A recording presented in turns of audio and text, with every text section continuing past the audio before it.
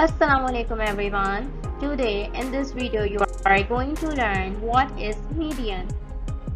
So by the definition, it is the middle value in a set of numbers or data, which means it is a center value of our data. So for median, you have to arrange your data in ascending order. Ascending order means smallest to largest.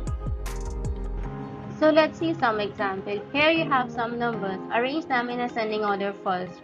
After arranging, as you can see that 7 is a number which is lying at the center, which means 7 is median here. Here we have another example. So again we have some numbers, arrange them in ascending order after arranging. As you can see that here we are getting two numbers which are lying at the center. So what we will do with them, we will take the average of these numbers, means we will add, which becomes 9, 6 plus 3 is 9, and whatever you get it, you will divide it by 2, so you are getting 4.5. So median is 4.5 here. Thanks for watching.